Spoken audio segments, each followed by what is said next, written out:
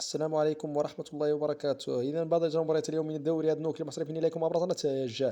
شباب الأهلي الجزيرة هدفين مقابل هدف لشباب الأهلي. عجمان يهزم خورفكان بأربعة مقابل هدف. الشرق يهزم الوصل بأربعة أهداف مقابل هدف. والوحدة يهزم البطائح بثلاث أهداف مقابل هدف. وبالتالي شباب الأهلي اللقب من بكير من زمان 63 نقطة. الشرق ثانيا 51 نقطة.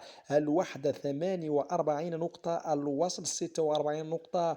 ثم يلي العين 44 نقطة. النصر 38 نقطة. الجزيرة السابعة 37 نقطة. وخرف كان في المركز الثامن ب 33 نقطة.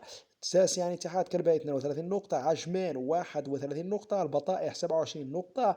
بنياس في المركز الثاني عشر ب 27 نقطة أيضا. يليهما كل من طبعا دوب الحصن والعروبة اللذين ودعا طبعا البطولة بشكل رسمي.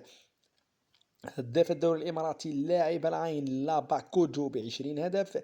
يليه مادي القائدي وعمر خريبين ب16 هدف. وبالتالي برافو لاباكوجو هداف الدوري.